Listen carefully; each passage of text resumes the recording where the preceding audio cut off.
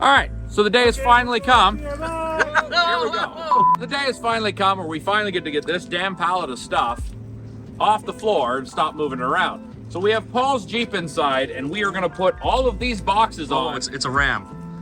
Oh. I know it's weird, but it's a Ram. Is so weird. So weird. We have Paul's truck inside. He's getting older. He had to go to a truck. Yes, sir. So we have all of these parts BDS sent us that you haven't seen us use before. Some of these parts you've seen, but some you have not seen yet. So this is gonna be interesting for both of us. We're gonna start by we're gonna get the front done. We're gonna do the chop and drop, as we call it. We're gonna rip everything out of the front. It's not gonna drive ever again. And we're gonna put a bunch of these parts on it. And then hopefully we can make him feel less inferior when he pulls up to our parking lot with all of us. But I thought we did Jeeps. Right, we do Rams, that's yes. right. Say goodbye to those. This is going to be the highest end version of this kit you can get. When I mean this type of kit, all half-ton trucks, in order to do a proper lift kit, it's called, basically we call them a chop and drop. So basically this cross member, we're gonna get rid of all this cross member. We're gonna make a few cuts, and we're gonna bring the control arms down to this level. What this does, it makes sure that these CV shafts aren't on a steep Toyota killing angle.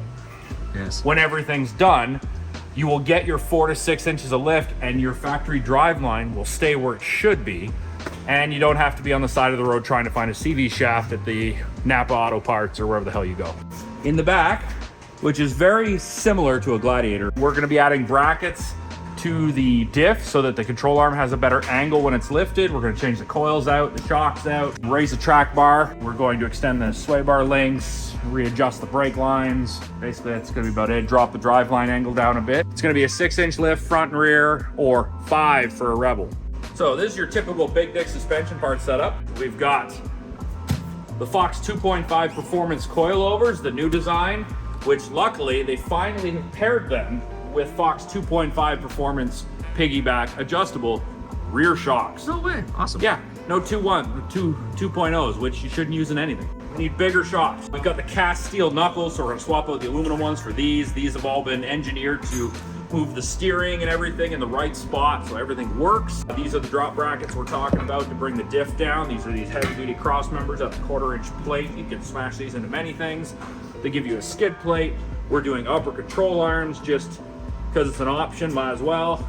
Over the rear, we've got the extended sway bar links, the rear coils, the drive shaft, plus the track bar bracket, bump stop extensions, beautiful looking shocks. One of us will figure out what the knobs do. And all in all, when it's done, then we have to figure out what to put on tires and wheels. But that's another day.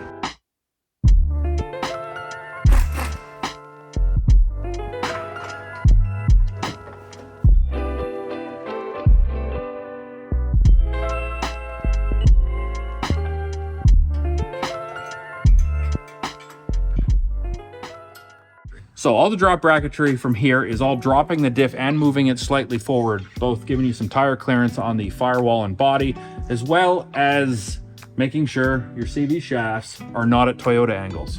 Right. You want them to actually be functional and not leave you stranded. Little trim in here, little trim in there. Yeah. Cool. Who needs that piece? It's extra parts. Yeah. Extra parts. We just keep tossing extra parts off the trucks anyway, so Gotta make it lighter. we'll do it on this one too.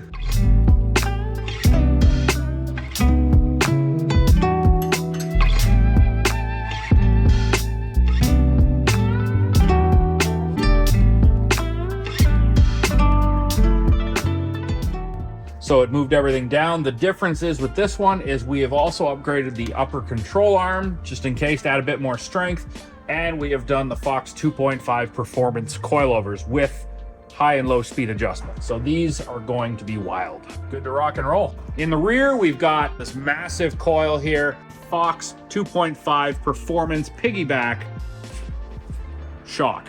These are not your mom's Fox 2.0s. These are proper shocks for a full-size truck. They also have the low and high speed adjusters. We'll eventually read the instruction manual, figure out what that does. Cool. But mostly we only do high speed, so the other button's irrelevant. We've got the Hellwig sway bar, so it's got stiffer, so we can dial in that sporty handling and handle the extra weight that we have on top of the bed. So we have that in with the extended links that come with the BDS kit. All brackets are here to make sure the geometry in the rear is proper for being lifted up. The suspension is basically buttoned up. We just got to go over it once over, and then we can start trying to test fit the wheels. If Rams can off-road, we're going to figure it out. Cool. What are we doing with wheels? I'm just sitting here. We're gonna go on that. Oh! Oh, okay. What are these?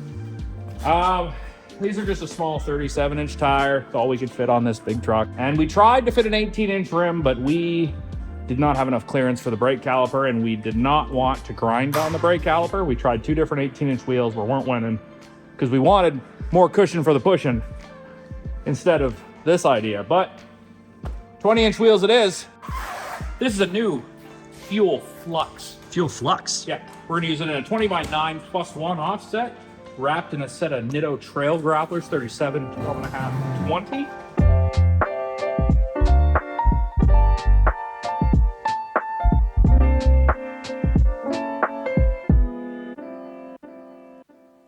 This bumper's gotta go.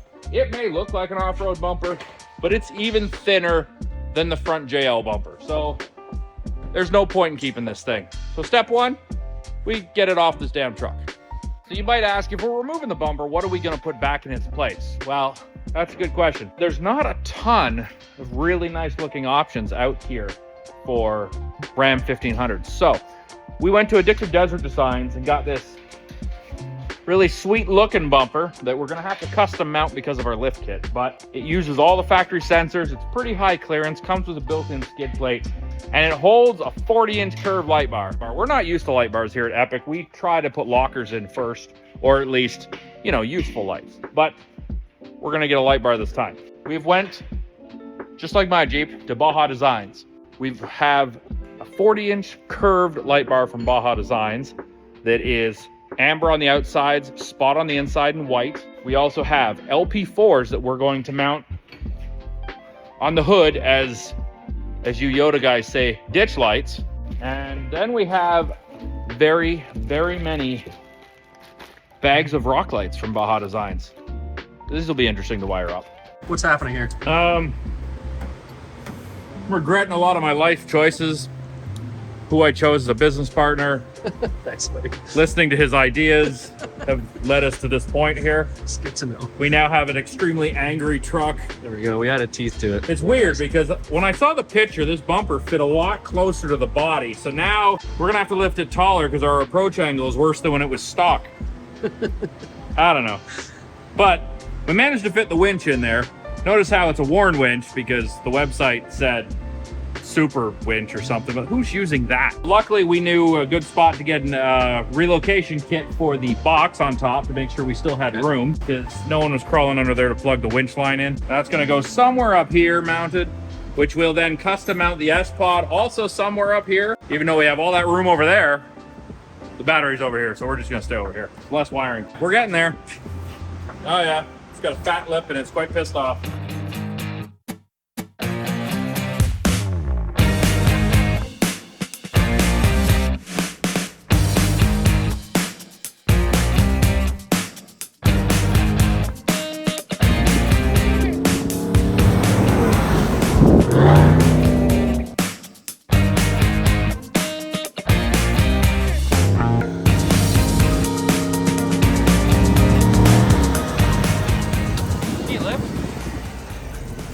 Can you lift? I'm good. Looking for an epic ram? Give us a call.